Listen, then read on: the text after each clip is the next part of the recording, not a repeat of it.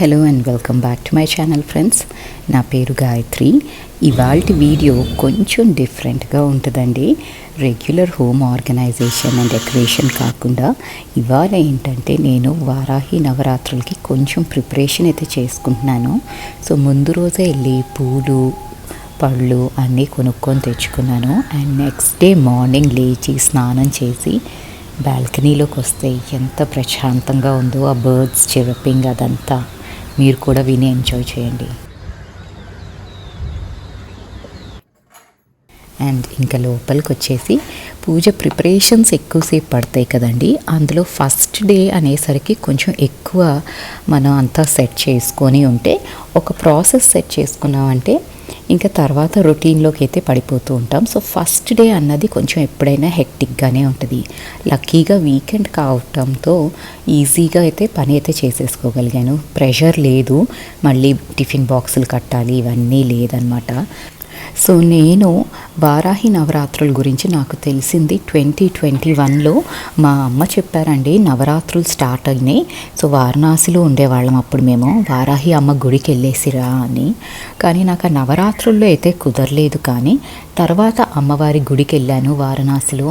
అసలు మనకి ఇంకా మాటల్లో డిస్క్రైబ్ చేయలేని టెంపుల్ కదండి అది. చాలా బ్యూటిఫుల్ ఎక్స్పీరియన్స్ అనిపించింది. అండ్ ఇంకా మాకు ట్రాన్స్ఫర్ అయిపోయింది, అజ్మీర్ వచ్చేసాము. అండ్ నేను నందూరి గారి వీడియోస్ చూస్తూ ఉంటాను కాబట్టి ఒక ఐడియా అయితే ఉంది వారాహి అమ్మ ఎవరు అన్నది. సో ఈ గుడికి వెళ్ళొచ్చిన దగ్గర నుంచి నాకు ఇంకొంచెం ఆయన వీడియోస్ అన్నీ రీసెర్చ్ చేయటం మొదలుపెట్టాను. అండ్ లోపల ఒకలాంటి కనెక్ట్ అన్నది మనకి ఒక్కొక్క దేవతతో ఏర్పడుతూ ఉంటుంది కదండి. సో మన హిందూయిజంలో ఇంతమంది దేవుళ్ళు దేవతలు ఉన్నారు. ఎవరికి ఎక్కడ ఏది ట్రిగర్ అవుతుందో మనం చెప్పలేము.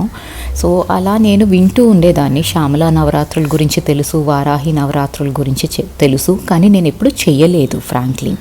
కానీ 2023లో నాకు ఒక family as a family we faced very difficult psychological person ఒక డిఫికల్ట్ సిచ్యువేషన్ అయితే ఫేస్ చేశామండి.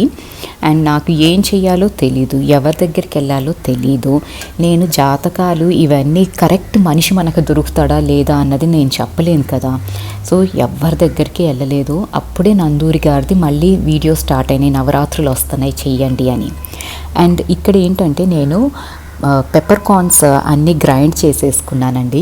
అమ్మవారికి పానకం ఇష్టం కదా. సో ఎవ్రీడే పానకం అయితే పెట్టేస్తూ ఉంటాను. అండ్ ప్రసాదాలు ఈవినింగ్ చేసుకుంటాం కదా. సో మార్నింగ్ పానకము ఫ్రూట్ పెట్టేస్తాను.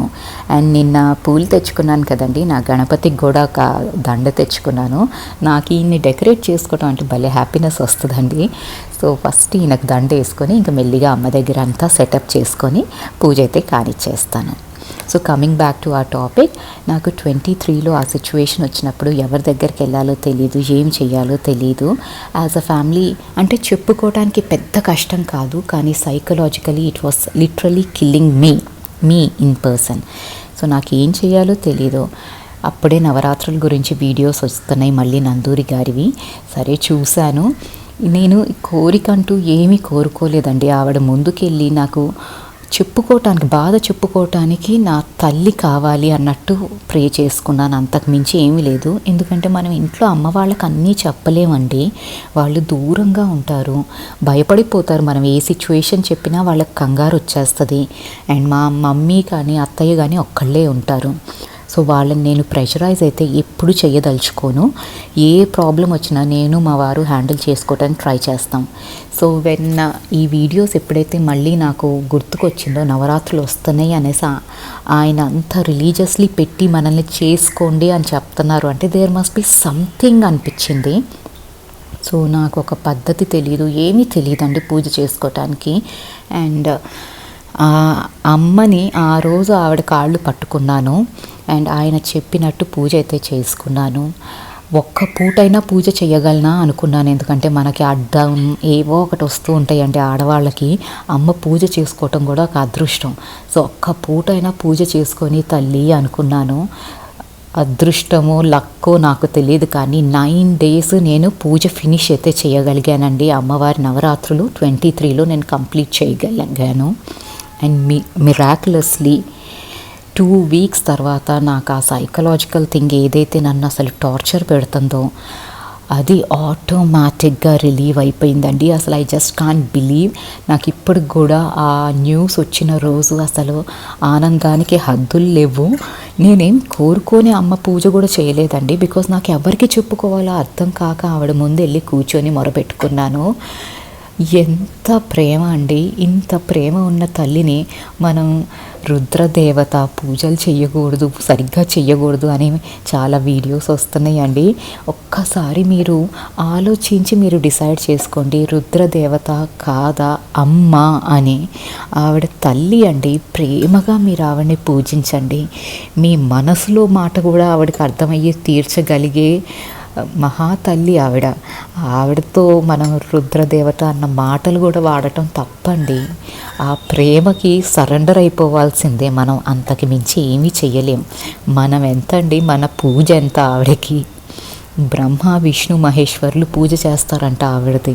సో మనకి వీళ్ళందరూ ఇచ్చింది, నందూరి గారు కానీ చాగంటి గారు కానీ ఇచ్చింది సాత్వికమైన వేలో అమ్మని ఎలా వర్షిప్ చేసుకోవాలని.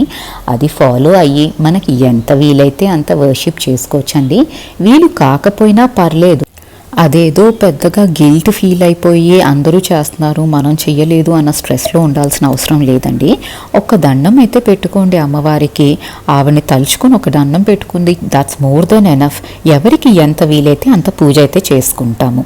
అండ్ ఇక్కడ మా వారికి అయితే బనానా మిల్క్ షేక్ చేసేస్తున్నానండి. తను 9 days ఫాస్టింగ్ చేస్తాను అన్నారు.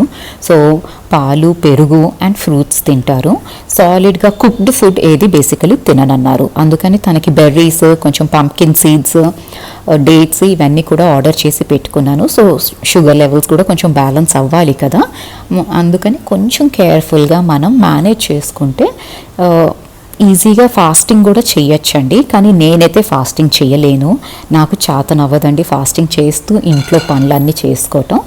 సో నేను మా అమ్మాయి అయితే తింటున్నాం. కానీ మా అమ్మాయికి కూడా నేను చాలా క్లియర్లీ చెప్పాను, నాన్ వెజ్ ఈ 9 days నాట్ అలౌడ్. ఎగ్ కూడా నేను పెట్టనండి. కాల్షియం కావాలి అంటే మనకి వెజిటేరియన్లో కూడా కాల్షియం ఉంది. సో ఈ 9 days కాబట్టి I told her she has to control the non veg craving and also out side food ఏది ఇంట్లోకి రాదు అని చెప్పాను. పిల్లలకి కూడా మనం నేర్పించుకోవాలండి చిన్నప్పటి నుంచి. ఆ డివైన్ ఎనర్జీతో వాళ్ళని కనెక్ట్ చేయాలి. యాజ్ అ మదర్ అది మన రెస్పాన్సిబిలిటీ. మనం ఈ భూమి మీద కొన్ని రోజులే ఉంటామండి వాళ్ళతో పాటు. దాని తర్వాత ఆ డివైన్ ఎనర్జీ, ఆ డివైన్ మదర్తో వాళ్ళని కనెక్ట్ చేయటం ఈజ్ వెరీ ఇంపార్టెంట్. సో నేనైతే ఇలాగే చేస్తానండి. తప్పో రైటో నాకు తెలీదు. తప్పుగా ఏమన్నా ఈ వీడియోలో చెప్పినా, ఎవరినైనా హర్ట్ చేసినట్టు ఉన్నా ఐఎమ్ రియలీ సారీ. నా ఇంటెన్షన్ ఎవరిని హర్ట్ చేయటం కాదండి, కానీ బాధ అనిపించింది కొన్ని వీడియోస్ చూసి, అందుకనే ఇంత డీటెయిల్డ్గా మాట్లాడాల్సి వచ్చింది. I'm sorry if I did hurt someone. And ఈ డ్రై ఫ్రూట్స్ అన్నీ రోస్ట్ చేసేసానండి. చల్లారినాక పౌడర్ చేసేసి పెట్టుకుంటే నైట్ టైము మా వారికి మిల్క్లో కలిపి ఇచ్చేస్తాను. సో ఫాస్టింగ్ చేసేటప్పుడు కొంచెం కేర్ఫుల్గా వాళ్ళ డైట్ అయితే ప్లాన్ చేయాల్సి వస్తుంది కదండి. సో ఇలాగ నేను నవరాత్రులు అయితే చేసుకుంటూ ఉంటాను. ఎన్ని రోజులు చేసుకోగలిగే అదృష్టం ఉంటే అన్ని రోజులే చేసుకుంటానండి. అడ్డం వస్తుంది అని అసలు స్టార్ట్ చేయటం మాత్రం మానేయను. అండ్ ఈవినింగ్ అయితే గోధుమ రవ్వతో లాప్సీ అని చేస్తారండి నార్త్ ఇండియాలో. సో అదే చేస్తున్నాను, గోధుమ రవ్వ హల్వా బేసికలీ. సో అమ్మవారికి ప్రసాదం లాగా హెల్దీ ప్రసాదం.